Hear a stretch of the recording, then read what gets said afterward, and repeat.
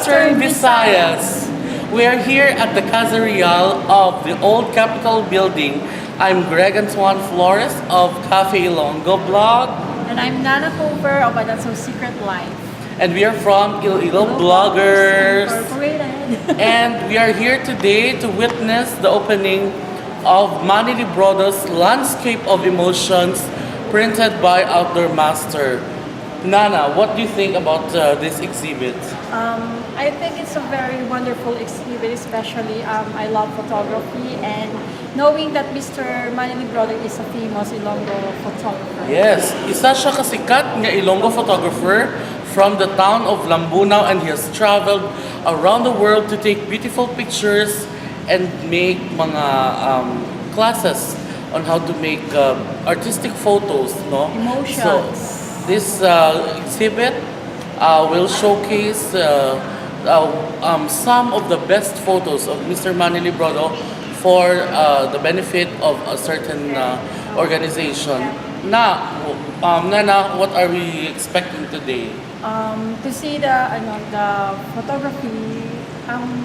photography full of emotions. Emotions, Yeah. yes.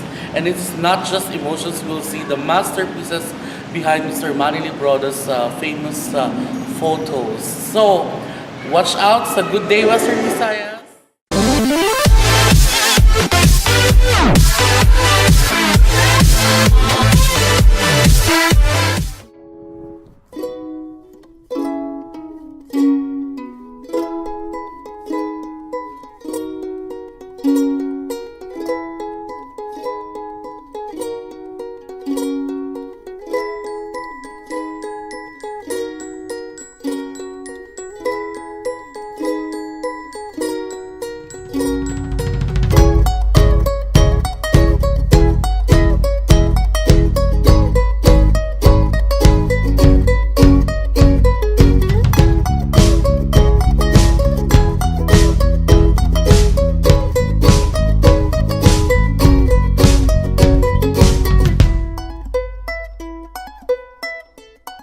Before anything else, I would like to welcome you all here, Kotani, but we have a special person to do that. Let me call on Mr. P.G. Suluaga, a member of the Visual Arts Committee of the National Commission for Culture and the Arts, to give the opening remarks. Good afternoon, everyone, guests, friends, and art lovers.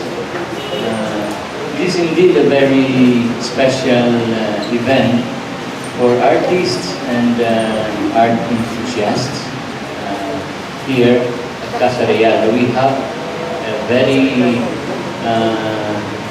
special artist friend, the person of Mr. Manny Librodo. To make this thing short, Sir Manny Librodo, congratulations, and I have seen the works inside and they're very, very, very nice.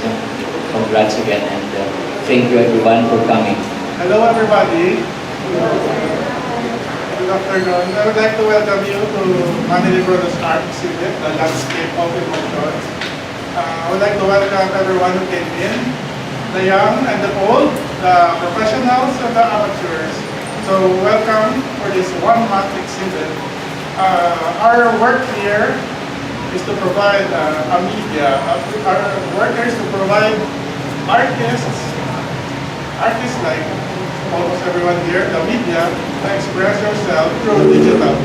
Good afternoon, everyone, and welcome to Casa Real. As I always say, mi casa, su casa. So it is an honor and also a pleasure to introduce the artist because he is an internationally well-known artist. So his works have appeared in Asian Geographic, UNICEF calendars. So he is also a sought-after mentor of all the photographers, or a lot of photographers, I mean. But the exhibit is called Landscape of Emotions, and I'm sure that you will understand why it's called that when you see it. I won't say much about the exhibit because it's the artist will introduce his work. So without further ado, Let's all welcome this month's featured artist, Mr. Manny Librodo. Good afternoon. It is such an honor for me to be able to be given this opportunity to exhibit here in Casa Real. It all started with some Facebook messages. I saw that Mr. Long was mounting some exhibit in this prestigious occasion, and I sent him a message that I hope a photographer will also be given a chance to exhibit in this venue. And he said, would you like to? And I said, of course, who would not like to exhibit here in Librodo, and would not like to exhibit here in Casa Real. This is an icon, the place is an icon. So it all started from there, and we exchanged messages, and we finalized that the whole month of July, which is actually July 16 until August 15, will be earmarked for me, and I was so happy that I was given this chance to exhibit. More than me, I'm also very happy because this is the first solo exhibit of a photographer in this venue. We photographers have always been said to be not real artists, but this photo exhibit will prove that we actually are also artists. You will see the words later on. My works as printed by Outdoor Master, they're artistically, they're creatively. I would say that the printing itself is an art. And I would say that with the right printer, we can actually show works, and we can actually somehow be in the same level as the other artworks that you have seen thus far in this venue. Before we open the exhibit, I would like also to say thank you to so many people. First and foremost, I would like to say thank you to my mentor, who also happens to be here. That's Librodo. I would like to say once again thank you so much to everyone for coming. A big thank you to Outdoor Master. Thank you so much for giving me this opportunity to show big prints. You would be surprised how big the prints they can print and how beautiful the prints are despite the enormous size that they print. And I would say that I am so lucky that I am the sort of like the poster boy of Outdoor Master, because I would like to reach out to all the fellow photographers that if you want good work, from your printer, Outdoor Master is the answer. They just don't do signages, but they also actually can print artwork. You will see that here later on. So, ladies and gentlemen, without further ado, I think we are ready in a short while to open the exhibit. So thank you so much for coming.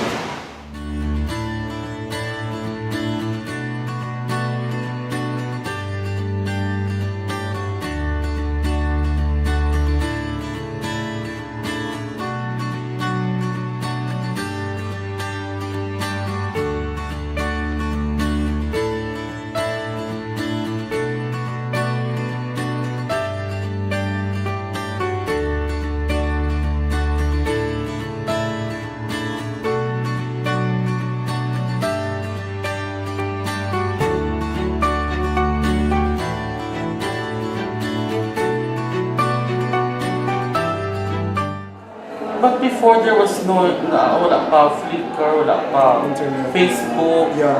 In which website did you upload most of your photo gallery? Yeah, ang una-una, I uploaded it sa trekearth.com. Ang trekearth.com, you can upload one travel photo every day.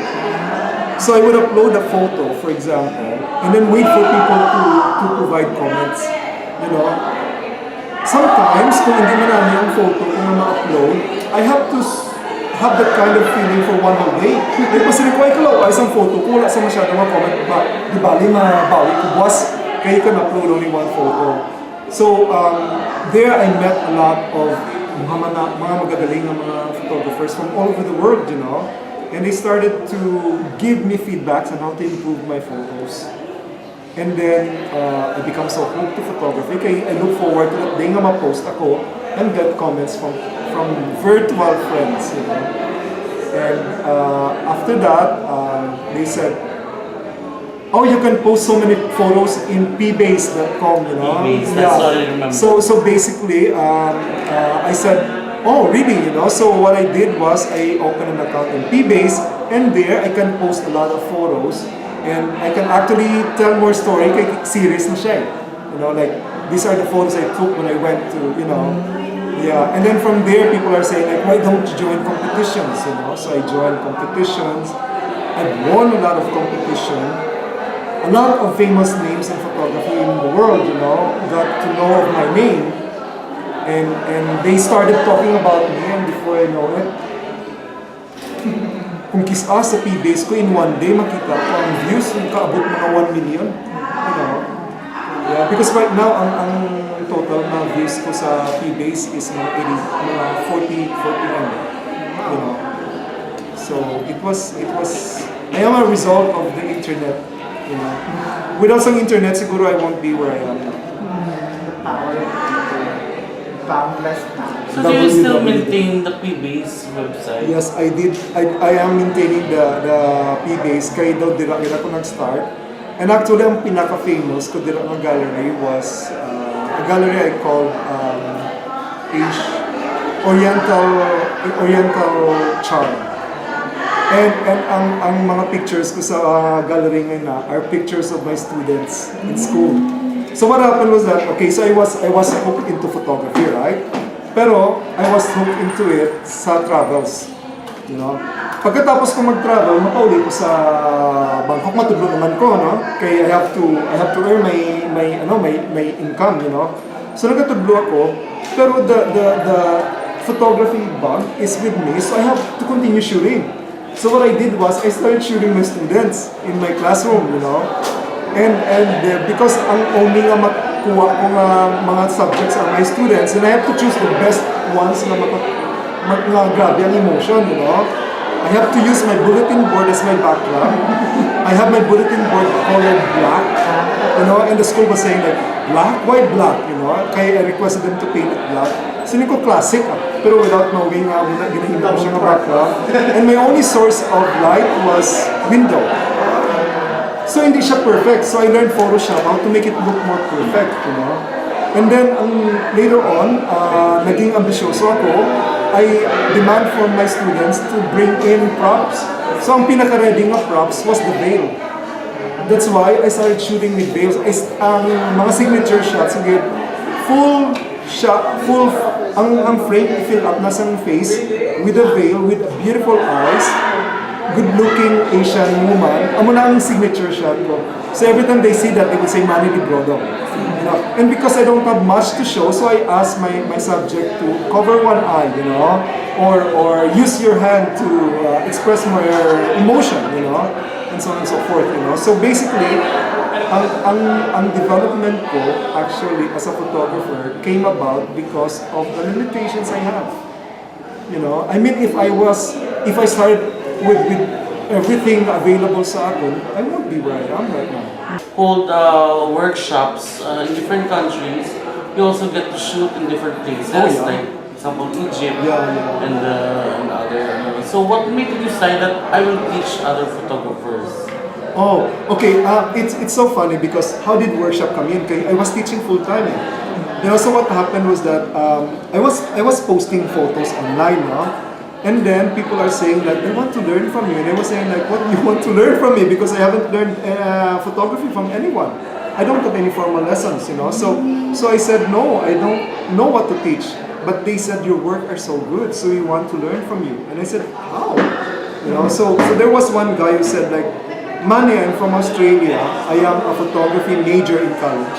I studied photography. I want to learn photography from you. And I said, what will I teach? What will I teach you? You know, so he said, no, I just want to see you how you work. Okay, fine. I want you to shoot your favorite model, Crystal. Crystal was my student in the school and said like, pero ano na siya, college na siya at the time. So I said like, okay, I can do that. How much are you charging? Then I asked my friends there sa Manila and they said, Manny charge a lot. You know, kaya kung mag-charge ka sa lugo, you'll get stuck sa lugo. So start from very high and then that's it, basically, you know. So I charged him a lot. I said I charged 30,000 baht for 30,000 sa mga 50,000, mga 40,000 for the entire lesson, which is 1 day. 1 day shoot and then half day shoot and then half day post-processing. 30,000. I'll pay for the model, I'll pay for the location. And then he said, okay, I'll fly in. Sinig ko anong pumalit sinig ko. And then when he flew in, you know, he flew in like a week before the scheduled workshop. And then on the day of the workshop, I don't know what to do, you know, but he said, I just want to see how you work. So basically, sa akin siguro, because I'm teaching, you know, I was a teacher. The second nature, nalanab lang naman to look someone now, like you do this, you do that, you know, and then ang post-processing ang habol niya, you know. But he realized my work is not just because of post-processing. So basically, later on, you know, ang mga workshops ko nga na, I can only do that on weekend. Kung kasi full ang weekend ko for 1 month, kaya damo-damo sa nagakinato na kaya after that, post ko sa kwan, okay, muna ang results naman sa workshop. I want to come in here next week.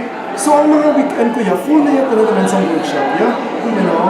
And the money was really good. Kaya you know, wow, apart from my own income, I get like 120,000 extra for 1 month, you know? So though it's really a big money. And then, ang una situation, it went on for mga 6 years.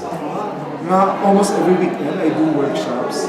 Until I said nga, kung kinanihan mo teaching ko full-time, mga workshops na lang ko.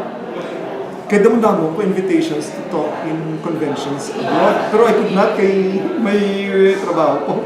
So eventually, I went on to... Mga ano na nga year nag-stop class? That was 2000, I stopped 2009. No, 2012 galit. 2012. So mga 4 years na ako sa mga full-time. So now you're based here in Lambunao? In Lambunao. I'm based in Bangkok, I would say. Kaya I have my place sa Bangkok. Okay? Kaya actually, when I got that dream work sa Bangkok, sinig ko, this is going to be my work na mag-guitar for teaching. When I discovered photography, so what I did was I bought my own condo, you know, I got ready for retirement sa Bangkok. Photography came in, there you go. Pero I kept the house, so I still have the house there. I think sa anybody, sa photographers una, no? Sa mga photographers, siguro, kayo na sa TV, they ask me, what is your advice to some people who wants to be like you? Siling ko, ang advice ko for them is to be not like me. You know, to be their own photographer, you know, to be their own, they have to find their own style. Because if you try to be someone like someone else, and if you try to copy someone, you will never get famous. They will always say, oh, he's a Manny Librodo clone, oh, he's a, you know, Eric Barbosa clone, you know. Yeah. But if you have your own style, people will always remember you, you know. So, be your own photographer, you know. Maybe get inspiration from famous artists, you know. Sa artists in general, I think makita sang tao, hindi mo ma-full ang viewer eh. Tanaw nilang trabaho mo kung ba't nila nga wala ka, hindi ka inspired, nga wala ka heart in your work, makita. Even in the painting, mabalan mo eh. Maybe it's the way they work with the colors, with the patterns, with the textures, you know, mabalaan mo eh. So ang ma-advise ko sa ila is to work with a lot of passion. You know? Work with emotions. You know, in other words, if you're a photographer, shoot from your heart. If you're a painter, paint from your heart. If you're a singer, sing from your heart. There's a certain amount of photographs na ginadisplay sa mga. But this, ano lang, yung masterpiece. Yun na siya dali eh, Rosalinda. Pero I have 2 Rosalinda pictures here. That old woman. I have 2 Rosalinda pictures here. But I have 2 more famous na something na Ano sa lindaan sa super? Yes. What time? Ang nagkakapolvit sa akin into fame was the first Rosalinda picture ko, which I did in display in SM. May pink po ako siya.